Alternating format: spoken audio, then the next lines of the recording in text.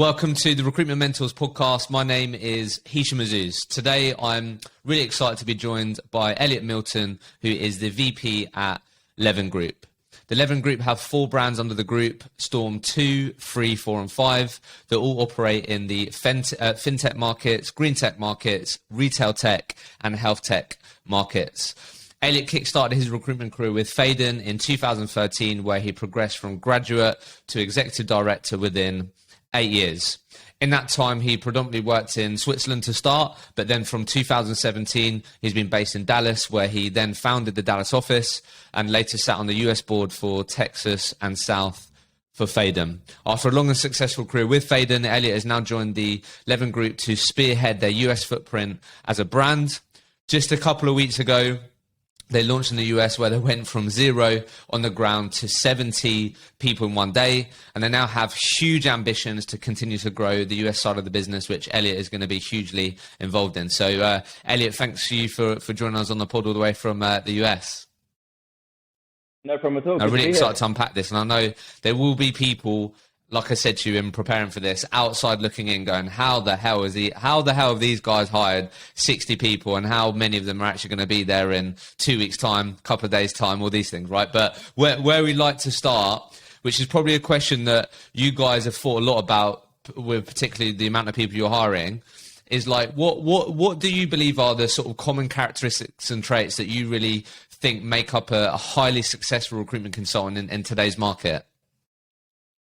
I think it's a good question. I think when we interviewed, or when we set out to interview, I think this was the one thing we had to unpack and really discover, because you waste a lot of time if you hire the wrong people. So I think the cool thing about recruitment is it doesn't really matter what background, what education or anything you have. It's not based on that at all. So you look at half the office here, you have people with meteorology degrees, law degrees, philosophy degrees, all great recruiters, but look at their resumes, you're like, they don't match at all. They're completely different people. So it does, as you say, come completely down to characteristics. And for me, it's quite commonplace. I watch some of your other podcasts as well, and I think everyone says roughly around the same thing, because it makes sense. But I think number one I look for is resilience. So I always need some form of example from someone of a time that they failed. And it can be small, it can be huge, but I think what's really important coming into this job is having some muscle memory of failure and then what came after that. So what lessons you learned, how you changed the way you did something, because you and I both know this job is all about failing every single day, learning from it, doing it again, not giving up. So I think proof of this and an example of this is something I look for in every grad interview that I do. If someone says I've never failed, one, I don't believe them, but two, they're going to have a pretty hard ride joining this type of a career, because you start knowing nothing, and the only way you really progress is by doing it wrong, being told, hey, change this up, and then just learning by doing. So I think resilience is key, because that's what you'll have to contend with in your first couple months and probably year in recruitment is making mistakes and having things go wrong. I think number two is emotional intelligence. So this job's all about speaking to people, connecting people. If you don't like speaking to people or talking to different people, or understanding one person's very different from the next, so you've got to sell in a slightly different way or talk to them in a slightly different way, you're going to struggle with this job. And I think recruitment is slowly like morphing into more of an email writing type thing, rather than when I started, where it was just like pound the phone, get on the phone, just call switchboards. I think now in the techie age we're at, it's harder to pound switchboards where most of your clients might not even have a switchboard. So I think maybe it's less important just by selling with your words, but also now on email. But I think emotional intelligence, knowing your audience, is also key. I think those are the two main ones I think I actually look for, outside of the, are you competitive? Like, this is a sales job. Like, this is not HR. This is not a form of other consulting. This is sales. You have to want to be number one, hate being number two. But also, do you understand that working together is key to building a business? And for us especially, we can't have a bunch of like salespeople who just want to be number one and not help the wider cause. We have to have people that buy into the vision, that want to help each other and grow the company, because they know if they do that, they'll be more successful for it. So I think, resilience, emotional intelligence, competitiveness, but also just a buy into a wider vision and a want to be part of something special. In our case anyway, where we know we're not going to be 60 people for a while. Like, I'm going to hire 20, 30 more people in a month. So these people will only be new for a month or so. So I think those are the things I look for. But apart from that, it's a really cool career where, to be honest, it doesn't matter what the resume or CV says. It's purely based on the personality interview when I speak to them. Like, I'm never going to know if someone's going to be a good recruiter through just looking at their background, which is why I love this sort of thing. I get to work with different people from different backgrounds who all bring different characteristics. But I think, resilience and emotional intelligence are the key things that I love it. And then, because I know obviously Faden, obviously typically known for hiring grads. So just curious, obviously you're a graduate yourself. Like, if you look at who Elliot was when you graduated, and then the sort of huge amount of people that you saw that are graduates, I know obviously there's nuances here because it's in America. I don't know, any differences that you see there, or because I know like people were, saying X, like people who are this age are more like this, or I don't know, any sort of things that you've noticed or picked up on, would you say? I think that, so when I started, I can't really remember the segue from, so I did a law degree and I was like, I don't want to be a lawyer. I worked in a law firm for a bit, too slow, too boring, nothing like the degree itself. So I then was in that like random period where you don't really know what you want to do, but you kind of know what you want out of a career. And I just wanted to make loads of money. Like if I look back at like my main motivations, it was money. And I think that still rings true now. I think the money motivated individuals who are commercially aware would tend to do well in recruitment and like it. But I think that it's still similar. When I look at these grads and look at myself, I see a lot of them in me. And I think that comparing actually different places that I've worked has been the most interesting. So Switzerland compared to America or Dallas is the polar opposite of like the grad population or people that you would hire. In Europe and Switzerland, you tend to get like people who are like 2-3 jobs in, people with master's degrees, where you wouldn't really tend to look at that in the US. You tend to look at fresh grads, and it's a different type of model. And I think in the US, people like tend to look at recruitment as an actual career rather than like totally. We've picked up on that, jobs. And then like it's definitely true. Like the grads here their family have been in sales, they want to be in sales, they know what recruitment is, their friends do it, which lends to a different population and probably more people to choose from compared to a UK where the rep is pretty bad, and a Switzerland where like they can get a banking job and earn 100k base straight away. So why would they take the risk on a high commission, lower base job like recruitment? So there's definitely different populations of grads to go for that I've seen kind of and gone full circle. But for me, the US has been the most successful place to really kind of drive the grad model and really scale fast, just because one, there's loads more people, but two, the career is seen as probably more of a career than just a stopgap, just to make some money quickly and then go off and do something they really wanted to do, which is good. And I think that's why I'm still here, because I see the ability to scale is just massive, easier in my view when you go for the grad. So just final thing, again, curious, like, because you said resilience, right? Which is obviously a really common word. Like, would you say, like, there's different words that people use, right? Snowflake generation, these things. Would you say people more soft?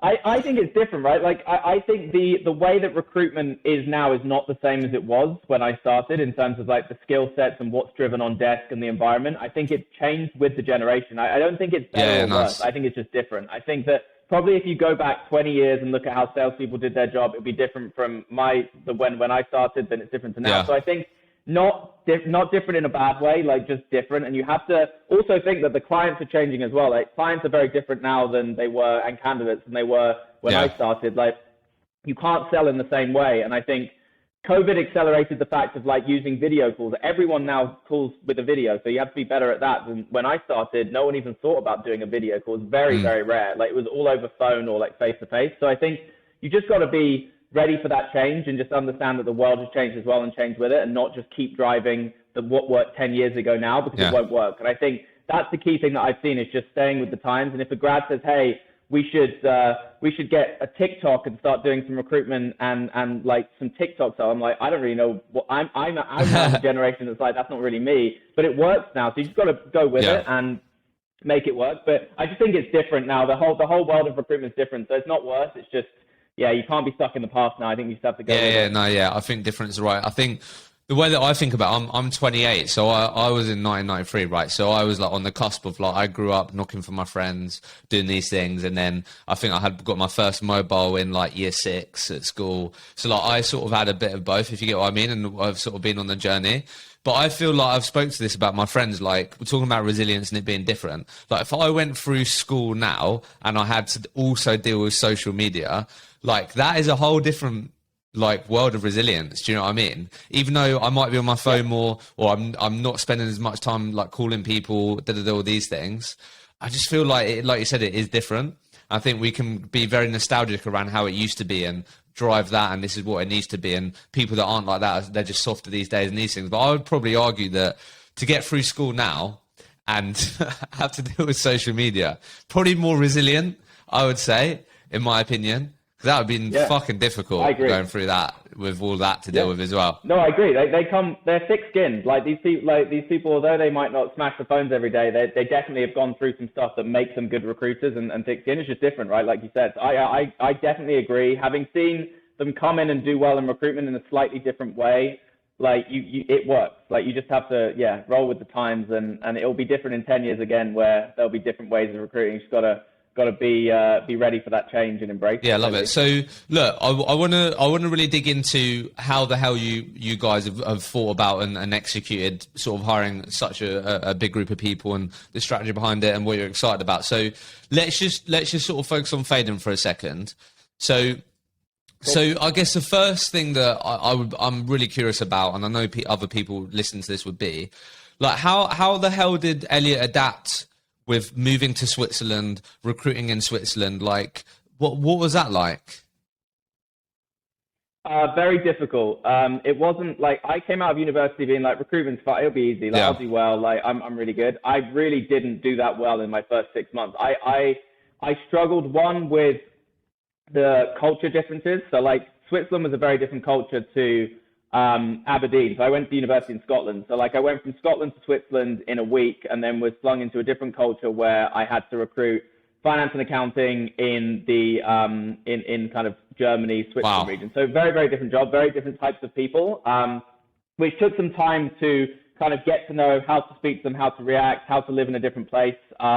So I think, I'd be lying to say that it was easy, it was great, everything went well day one. I wasn't that recruitment story. I was the one where plenty of times I probably thought, this isn't for me, I'm going to move back to the UK and do something else where my friends are, and kind of do a job where I thought that I was doing a bit better, or was a bit easier, or was a bit more 9 to 5. I had loads of days like that. Any person who's been in recruitment for 9, 10, 11 years plus, and he says it's been great the whole time and they never thought about quitting, is 100% lying. But my first 6 months, it was tough, but I look back at that time, and that probably made me kind of, well, set me up for what was to come in terms of leadership and moving around the world and things like that. So I look back at it fondly, but it was tough. Like, I think there isn't really a secret sauce to making it work. I think the one thing I didn't do was give up. Spoke to my family a lot about, like, they gave me some like good motivational words, like, you're good enough, don't give up yet. I think that was definitely key. But really just me looking around the company and thinking, I'm better than some of these people. It will come. I'm going to keep beating the people around me on the key KPIs, like doing the basics really well. Eventually it will come. And it did eventually. It just took me 6 to 12 months to really get it in a different country. But once I got it, then it starts to get really good. And you start to really push on. But it was tough. Like, it was not easy, but 100% worth it. And anyone thinking about, shall I take that risk, move to a different country? I've never been there before. Just do it. Like, it's 100% worth it. It's tough, but like, if you really want to kind of climb up that ladder quickly, you got to take those risks. And I look back and it was. Yeah, because that's extreme, man. Because like you said, went from university in Aberdeen, and I'm assuming like you was leading some sort of uni life. Like, don't know how. Like, do you know what I mean? Whatever that looked like, going out with your mates, getting drunk, watch some telly, not, and then just flung yourself straight into a different country and a different world of work. I guess what I'd be interested in, just to get a bit practical for a second, like I'm sure you've picked up on this, but I'm speaking to multiple recruitment companies now that a lot of their business and the most profitable part of their businesses are serving companies outside of the UK.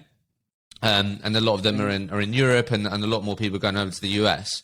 So I guess particularly around, like, as you said, like picking up on the nuances of like culture and these things. For anyone listening to this that actually really is excited with the opportunity of getting into a business and recruiting people in Germany, Berlin, maybe the US, or getting over there, like for the people that might be really concerned of like, what the hell is it going to, like, what am I going to have to get grips with really quickly around calling Elliot in Germany that, I don't know, I might annoy him. I don't know, like picking up on, like, I don't know, what helps you speed up that process of understanding what flies in Switzerland, what doesn't? I don't know. Anything in there that, looking in hindsight, could help people? I think it comes back to like how you learn recruitment, just making mistakes. I think you kind of pick up quite quickly, like when you say something and then you get shot down, or when you send a type of email or you push too hard, you tend to like realize when you push the boundary, okay, I got to take it back a step. And I think in Europe that was key for me. I think there it's much less of a London or like East Coast US salesy culture where you push.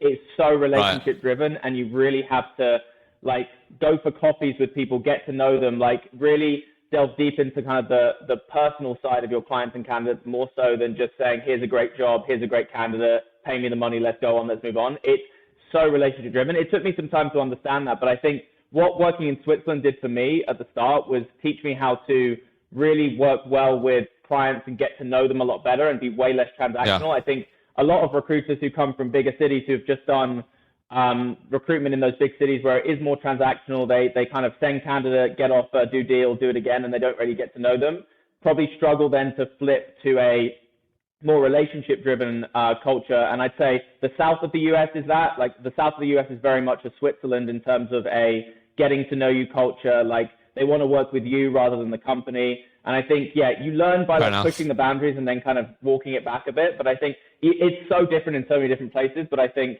Switzerland compared to like a New York, you have to act completely different to clients and candidates to get what you want.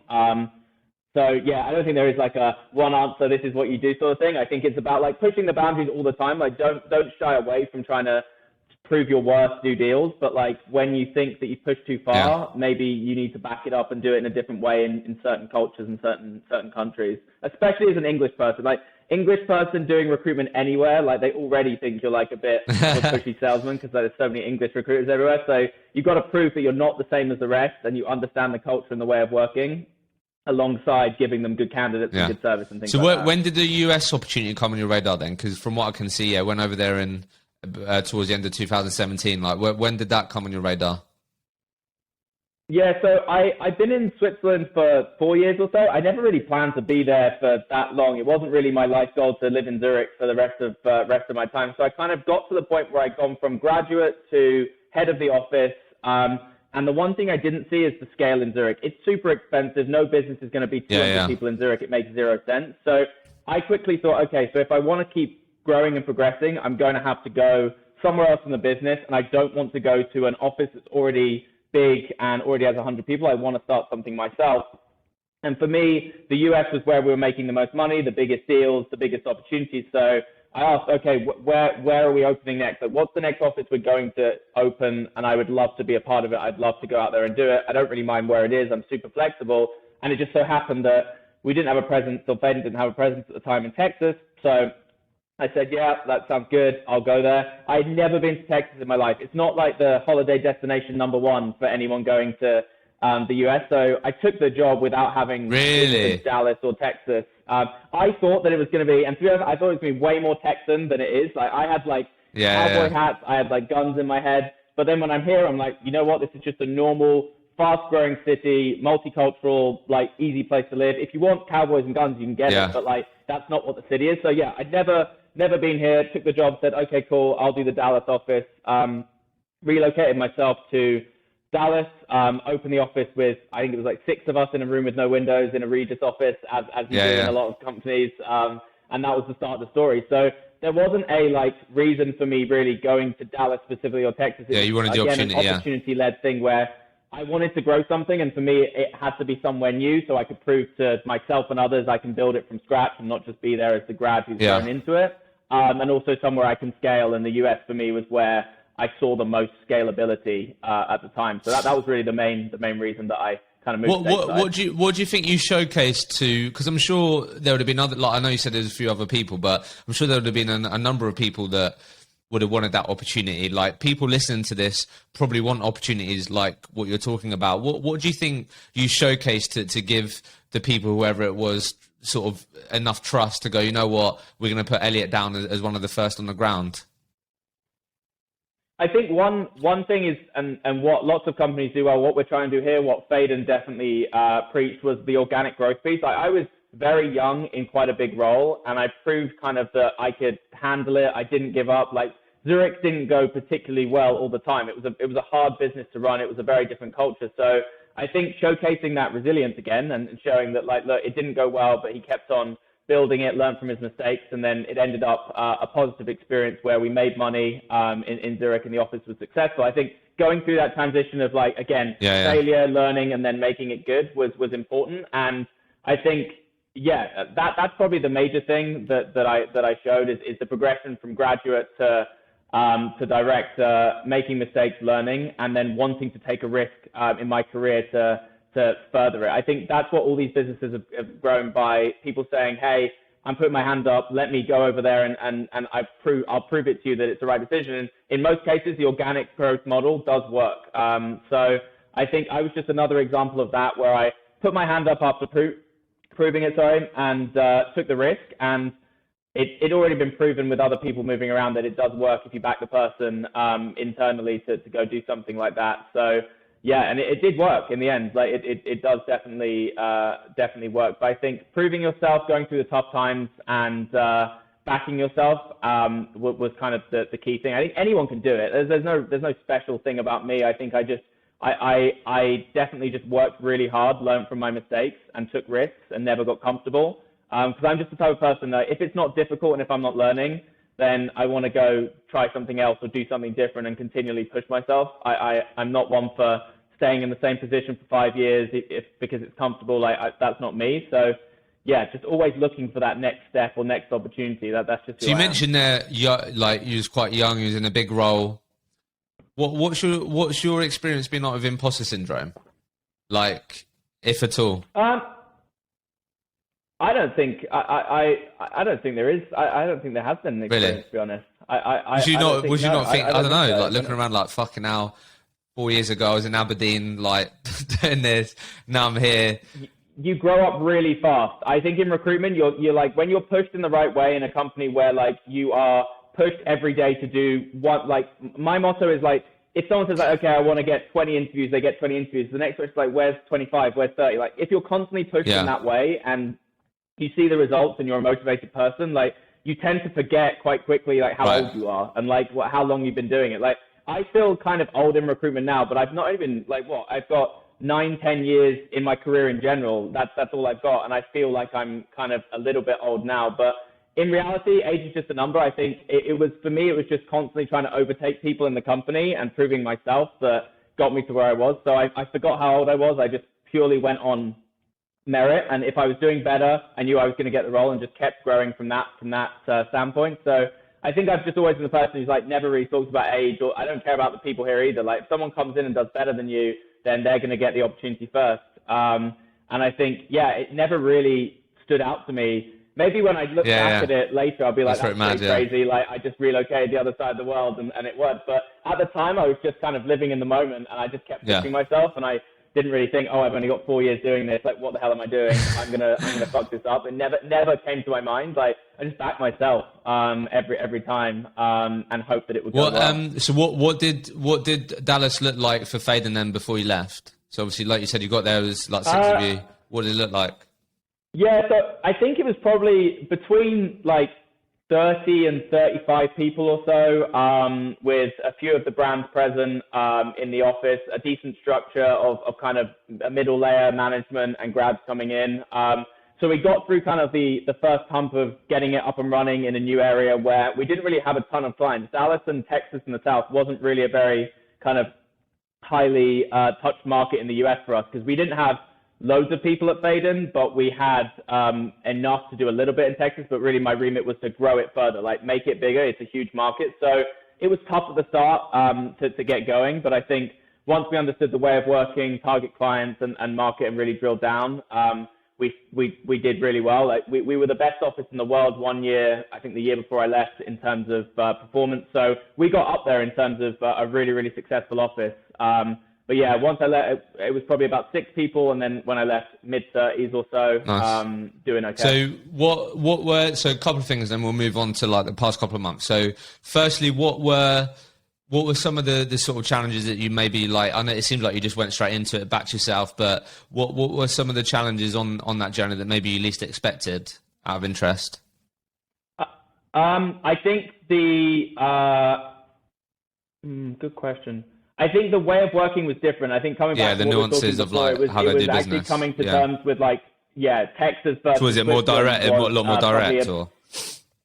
It's more direct. Like it's more direct. You can be a bit more salesy compared to Switzerland. So actually making that transition and understanding how to sell again to the right people and how to talk in the right way and recruit in a slightly different manner was probably the hardest thing. But apart from that, it was all very similar. Like in terms of like the how you do a deal, nothing changed. Like it was the same process. Recruitment's the same. It was more of the nuances of culture and then the nuances of hiring grads, because I was amazed as soon as I came to the US how much better the grads were. Like no offense to the people I hired in previous businesses, but I think, like I said, recruitment was front of mind. They wanted to sell. They were fine to get on the phone straight away. They understood things quickly, and there was just a lot more of them to go for. You weren't kind of struggling to find the masses to scale. So I think all those things were different, it was what I wanted. Like the challenge at the time was to do something different. So I went from one side to the other, which I knew it was going to be different because I wanted that. And it was just, another learn by doing situation, make a few mistakes, don't make them again, keep on moving fast. And that was kind of my motto. So more of a personal question here, and then I'm keen to talk about the last couple of months. Like, I've spoken to a few people on this podcast and personally where, as I sort of highlighted earlier, that like more and more recruitment companies I speak to have America on their business plan. And I think for the ambitious and for people like you and like the journey that you've been on, that's going to be a really exciting opportunity. And I think a lot of people listening to this will have that opportunity potentially given to them.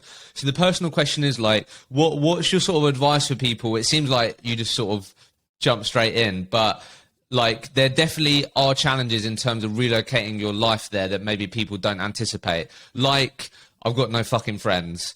I'm not in a relationship. I've gone over here. I literally feel like I'm alone. All I've got is work. It's been hard to integrate into the culture.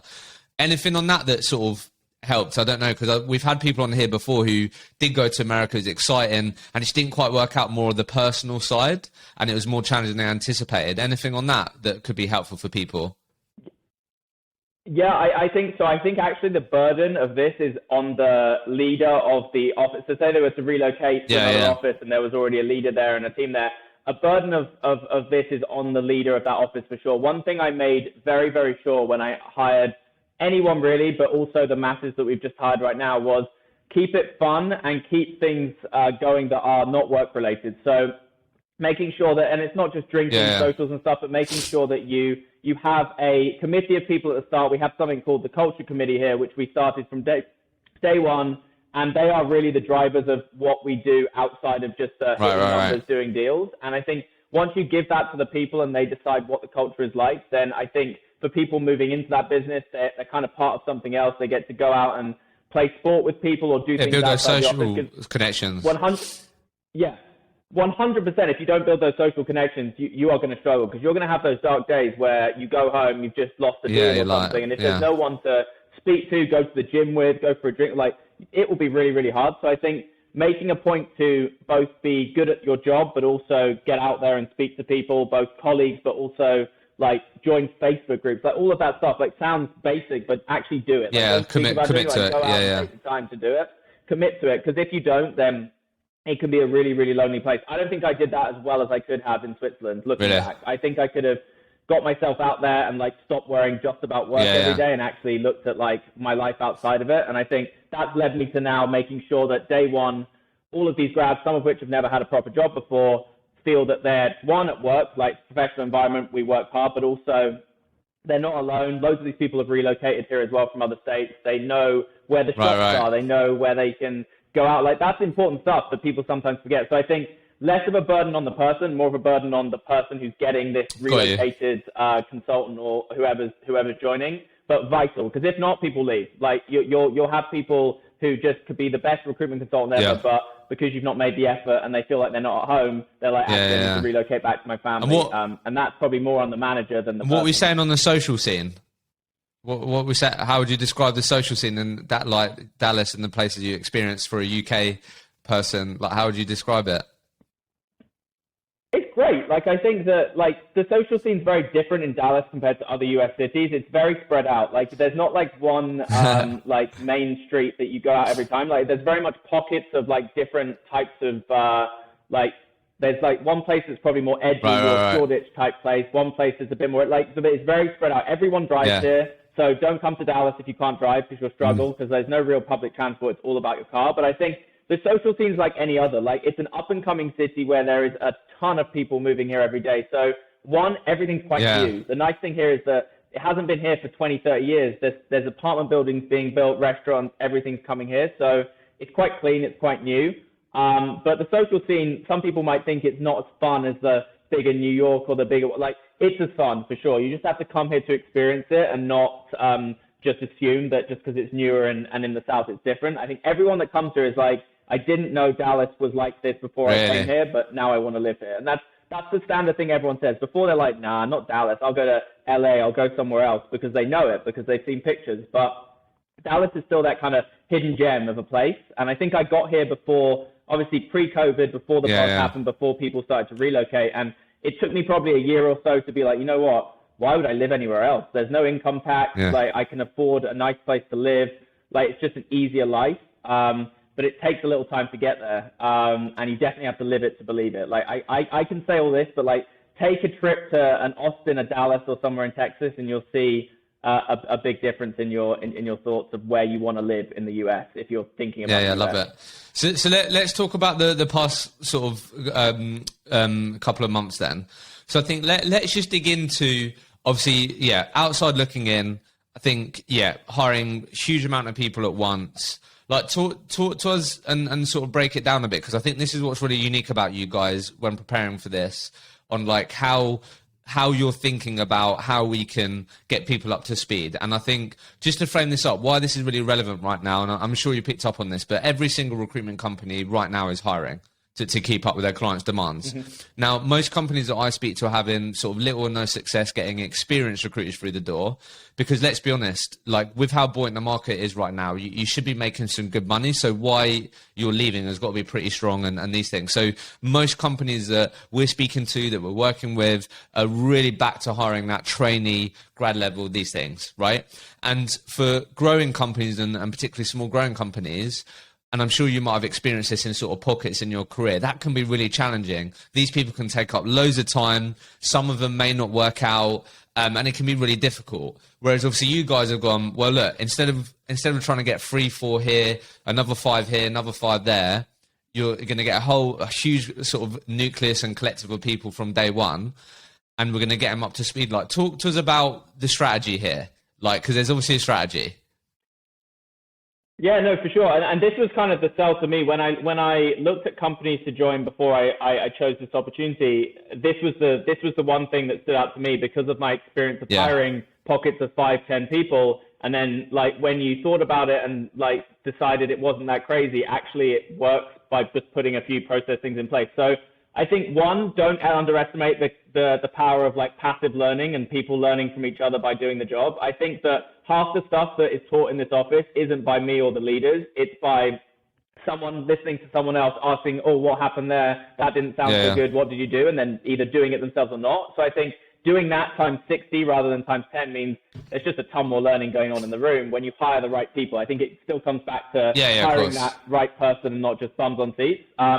So I think that's one thing. And two, I think the structure that we put in play here with not an emphasis on a VP or a leader doing everything from business development, training, IT, like commercial stuff, everything you can think of, but we actually have hired a few different people per pod who take on 3 or 4 tasks every day, and that's all they do. They run really, really fast in a small box, let's say. So you have a commercial person who is attached to a storm who just runs the client side of things. So make sure that we're working jobs with the right terms, we're working jobs in the right area, we're making use of clients that we can do 2, 3, 4 deals with. Because one thing grads don't know is that part that well. They've not really dealt with clients before, so there needs to be some sort of check as terms of like, okay, if you're going to spend your time on this, it's right, we've got terms, they're at the right level, and also is there an opportunity for other businesses to leverage on your work? So we have that person in play. That person's an ex-recruiter. That person is someone who understands recruitment, but really likes the client side, doesn't really want the delivery, wants the client side. You also have a people operations manager who is really a performance manager. So not an L&D trainer. They're not in classrooms every day. They're not doing that, but they are performance managing those grads, making sure that one, at the start, they know how to use the system. They know like what their area is, what recruitment is, like the whole process. But then once they get going, they're really there to identify trends and analyze performance to make sure that we make the middle tier of people the best, and we make the best even better, and we help the ones who are not doing well in the right areas. But they are there doing their job day to day in a team of 30, and that's all they do. They don't try and work jobs. They don't try and get on clients. Did you say team of 30?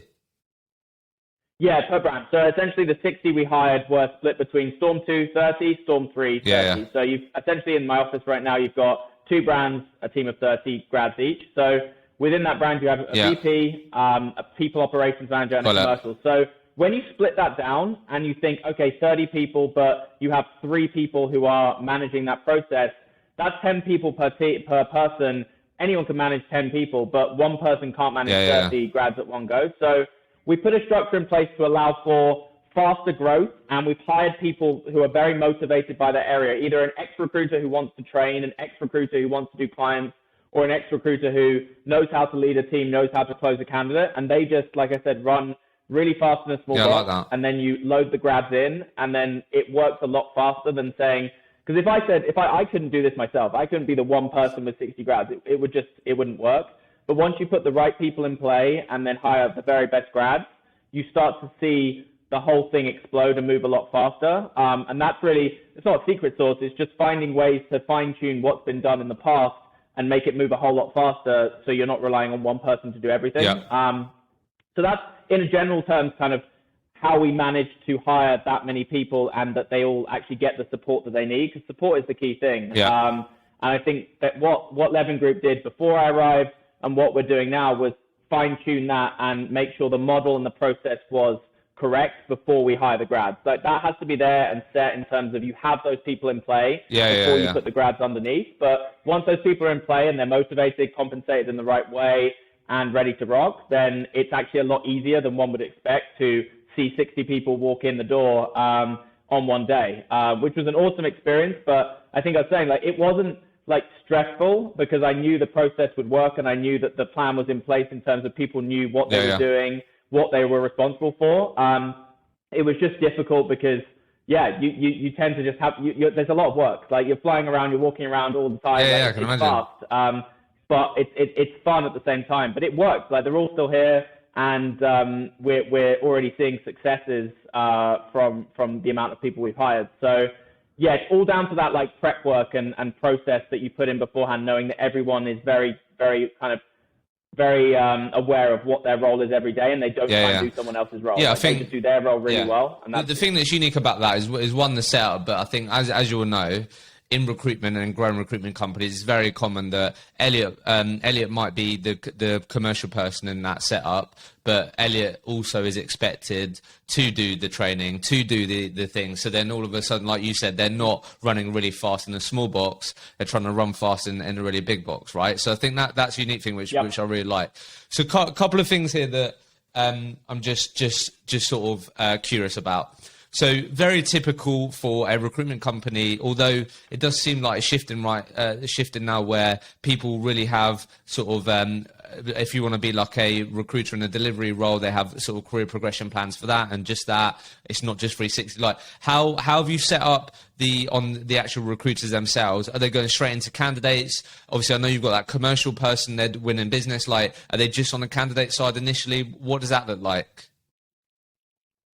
So they're a 360 consultant. So everyone we hire is not delivery candidate focused. Everyone picks up the phone, emails clients, candidates from day one. We're not going to hire any 180 consultants. The the commercial person is there really to pick up on work that has already been done by the consultant and make sure it's at the right level and they're helping out to maintain the right client relationships and really kind of consultants get the bites, commercial will convert those bites into jobs, VP will then help consultant to place that job, close candidates, and people ops person will train them to do all of those parts really well and use the system properly. So everyone who comes in is not sharing deals, is not like doing just candidate work or headhunting. They are in an area and specific niche, but they do everything. Like that, they're a complete 360 recruiter. They just have different people to go to for help in different ways to make the whole thing. Yeah, got it.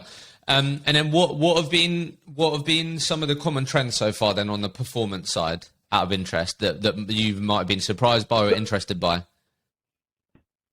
So I think 3 weeks in, I think one thing I've been surprised with is just how these people so far have picked up like how one thing connects to the next at volume and doing it really quickly, because no one knew what recruitment was before this. No one does. And I think what I've been surprised is we've gone from 60 people having no idea to 60 people getting interviews. We've had a few retainers signed already with new clients that have been picked up by these graduates who didn't even know what they were doing 3 weeks ago. Like, we've seen some really good successes already. And I think I was probably surprised, maybe I shouldn't have been, but I was surprised how quickly the graduates picked it up and started to show value really quickly. And they're just really hungry. Like, we have people in here who are super hungry to do well, see the massive opportunity they have because they joined a company that was 0 people when they joined and will be like, I have plans I want to make this US business 1,000 people by the time I leave this company. Right. So if these people are coming in day one, they know the opportunity that they can get to open an office, lead a big team and really progress if they work hard. So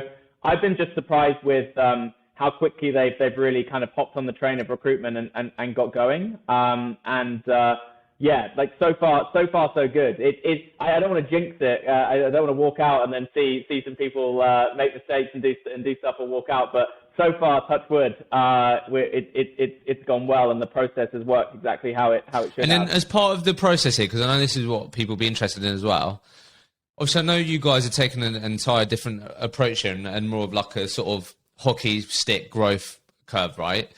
But like how have you guys thought about, or like what have you not necessarily budgeted for, but like what are you expecting, or what did you plan for the maturity curve to be in terms of like, if we get Elliot in tomorrow, we probably expect, if things go well, that he should be paying for his desk within 6 months easily. And I don't know, how have you guys thought? What was the mindset there? So I think one thing people don't sometimes, or why would they? They don't assume. They assume we're not making any money. They assume we're losing money because we're growing so quickly. So we're actually not. We're making money. We have EBITDA that we're reinvesting into the business, and we are now profitable. So it does work, but yeah, obviously you don't make profit day one if you hire 60 people who don't know what they're doing. Like you're gonna lose some money before making it. But I think that the kind of first 6 months are key, and then after that 6 months, you have such a critical mass doing well in a good market with good leaders that you hockey stick a whole lot faster than if you do it in 5-10 people intake. So yeah, definitely we're making money as a business globally, which is awesome, and we're reinvesting it straight away to continue to grow, which shows what we're doing works. Because I think sometimes if you hire 60 people, you can lose money pretty quickly with the wrong model, but we're cash positive, and we are just repeating the model. Like we know what works. We just have to get the 6 months then in the right place. Is it 6 months typically that you've got? Sorry? Is it like the 6? Because that is quite common. Like, is it you're like, this is that's where we're going. They should, if we've got the right person, then 6 months they should be paying for themselves and then add more, and then obviously continue to grow. Is that typically what you budgeted? If I look at a time scale of like grad to successful, I think like the first 6 months are vital. I think the first 2 months or so are learning, like making mistakes, not really making much money. But I think that then you're set up for success in kind of months 3 to 9 to 12, where you start to be more consistent, understand the job, connect the dots. So I would say within the first 6 months, you see a massive skill increase from not knowing what they're doing to trying to do deals. But in the first, I reckon it's going to be even faster, judging on what I've seen so far in terms of opportunity to make money in the right areas, work jobs quickly, sign retainers really quickly as well. So I reckon if I'm going to say, my team is probably going to watch it, I reckon that 3 months is where like I want them to start being consistent. I want to see a deal and I want to start to see those dots connected. And then if you can get to that period, then from there you will make money. The deal sizes, our average fee is probably around $38,000. So like once you start doing those consistently, you will make money. What's the performance output expectation in the first year? In terms of like first year, like how, what are you hoping? Like, what have you expected of people? So I think an easier way to say, I think in the first 3 months you're learning, you're not going to make any money. I think from month 3 to 12, what I would be gunning for is 1 deal a month. I'd be consistently trying to do 1 perm deal a month in that area. Some people will end up doing a lot more. Some people will struggle for a bit more, but then pick it up. But I think consistency is key. And I think after that training period is off and the kind of wheels are off, I think 1 deal a month is what I would look for. So 1 deal a month, averaging around 35K would be what I would expect for kind of the first year over kind of the 9 months or so that I would expect the training to come fair. Because mate, I know it's different, right? But obviously, because I'm in the learning and development conversation every single day, like I've sat down with multiple companies where first year expectation is 75 grand. Quite low. Yeah, so that's why, because again, this is what people are interested in, right? Outside looking in, it's like, well, what are their targets? Like all these types of things, what they expect. Do you get what I mean?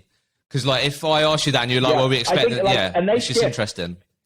Yeah, I think like it depends. Like it's all a belief system thing in my view. Like whatever. Like I think if you say 75 is good, then 75 is good. Like they don't really know what good looks like, so they'll take whatever you say as that. If you say 500 is good, then some people will probably hit 500. Some people won't come anywhere near. But at least you kind of keep raising that bar in the right place, because we're here to grow quickly, do really well. I want people to make a lot of money, so I want to set punchy goals, because I've seen it works. I've come through that environment where there was always someone better than me and always somewhere I could improve. But I think that's low. If someone was to say it to me, I'd push back for sure and be like, look at the people that have been in the business already in London that started, who have done 400 or 500K in their first year with the same amount of tools and experience you have. That's the goal. That's where you need to get to. I think once you start having the belief system shift, because some more people have done it and then they come in seeing the numbers already been done, then you just have to hire the right people who take that and just want to drive it. So it would shift from company to company, because 75 in one company might be really good for what they want, but for us, we want we want people hitting the 500, 600, 700K as quickly as possible, as possible in a year. And to get there, we can't start at 75. We have to push hard. And I think the people we hire are those who want to be the best recruiter in their area, not average. And I'm one who will always push someone to their absolute limit to get where they need to get to. Because I want to see future leaders and people change their lives. Look, I love it. Look, you guys are challenging the status quo, right? This is what this is all about. So I guess as we come to an end here, how are we thinking about culture in this cocktail of scale and growth, right? Because how are you? I know you said you got the culture committee, which I absolutely love that. So people, I'm assuming, completely dedicated to think, like you said, what we're doing outside of work. What are people telling us that they need more help with? What would be great? These things, because that can also be something that people think a lot about or worry about, right? How can we make sure that we don't become a business or to be known as like we hire these young people and then we spit out 50% of them, and that's a big part of why recruitment doesn't get a good name, right? So like, how are we thinking about culture as we grow this company? I think like if I look at my role and what I want to, I think there's 2 things that I have to do really, really well to succeed. One of which we've discussed: hire the very best people who fit the mold of a good recruiter. Number 2 is make sure the culture is set in a way where people are worked hard, they do well, they hit targets that need to be hit, they come to work to make lots of money, compete, grow their career, but also have fun with it. I'm a big component of like coming to work, laugh, have fun, be open. And so I think the culture of like competitive but collaborative are the 2 words. Yeah, nice. If anyone asks me in an interview, like, what should the culture be? Both those things, not one or the other, because if you have competitive only, then you just have a bunch of individuals wanting to undercut each other. No one really does well. You can't scale. But if you have collaborative only, you have a bunch of people who don't really care about doing well and everyone's happy, but like no one's making any money. So I think both of them are important. And I think that my job is to make sure that as we grow, that doesn't dilute. And that's the one challenge that I think I face over the next coming years, is making sure that when this office is 200 people soon, it's still the same as it was day one. Like the culture is still there in those collaborative and competitive terms, because if it is, I know that I will succeed. So making it fun is number one. Like the job is hard. Like this job is difficult. Like there's so much rejection. It's the hardest sales job you do. You're selling people. People do all sorts of things you don't know about. And so you've got to make it fun. You've got to make sure that it's an open culture where people are not scared to ask questions, not scared to ask their colleague, hey, can you do this? But also their colleague will always help them out and say, hey, yeah, we're in this together. For me, going on my years before this, that is what I picked from like the different businesses that I'd run or been in that I enjoyed most, and what I wanted to put into play here. Because yeah, if the culture sucks, then like it doesn't matter how good you are at hiring or how much money there is in the market or how many clients are hiring, you're not gonna do well. Like there's enough choices for people to have in terms of other companies. So culture is number one in terms of like what I've tried to instill over the past 3 or so weeks with these people. And is extremely, I'm extremely passionate about that side of it, because I've seen it go wrong in different companies, and like I don't want to be that person. I want to make sure that people love to work here. One, because they make loads of money and are successful, but two, they actually just like coming to work. And I'm still a big proponent of in-office working as well, like giving flexibility, but I think learning recruitment and I think you guys have to do. You guys have to lean in and own. We're an office first company, or like we've invested a lot in our office experience, which is why you'd probably rather work here than at home. Like the way that you're doing it. Like imagine having 70 people join the Storm Zoom call for day one. That'd be fucking chaos. So we've all been there. Actually, on the third day. So it's funny you said that. So the third day of operations here. So there was a huge storm in Dallas. And like I said at the start to you, like when there's storms in Dallas, people forget how to drive to work and stuff. So we had to go full remote for day 3 and 4 with 60 grads who had just like picked up a laptop and didn't really know what they were doing. So we had to make that work for the first week, and it does work. Like you can do it, like again with the right people doing the right things, but is it the best way to start a business to get the results quickly? I still don't believe it is, but I think I am a believer that once you get over the first hump of understanding what recruitment is, understanding your role, then flexibility is key. Like work from home a day, 2 a week, it doesn't really matter. But yeah, when you want to learn recruitment quickly and we want to teach you at scale and make sure that it doesn't fall apart, then yeah, like for me, the in-office experience is key. I also think lots of grads now are like, actually want that, totally, and like let me see people, because like they've done their degree remote, which is so. Let's wrap this up then. Like I absolutely love your energy, mate. Like just can tell how passionate you are. Like kudos to you on like just grabbing the opportunity that you've had with both hands and making the most out of everything. But like, where's this business going to be in another 18 months then, mate? Where's it going to be? So I think my vision for the US business will be, I reckon 200 people in Dallas, all 4 brands, a New York office that will launch in the next 3 months, a West Coast office and a Southeast office as well, launched with 50 plus people. So what's that? I'd say 300 plus at least in the US in 18 months, probably more across 4 offices would be a good start to the US business, and a good goal. So this is just the start. Like I say to these people, you're going to be new in this business for 2 months, and then people are going to start asking you questions about what you're doing and look to you for advice. So learn fast, have fun with it, and enjoy. Like it's all about enjoying. Like not many companies get to do something like this. Not many grads get the opportunity to be part of something like this. So even for me, like you said, I'm pretty excitable. Like I'm enjoying what I'm doing. It's a challenge, but I know and I back the process. So the stress levels are relatively low, but the challenge is high. And that for me makes a good job. Totally. If you're not in that job, you're not learning and not pushing yourself. So I think that's my vision.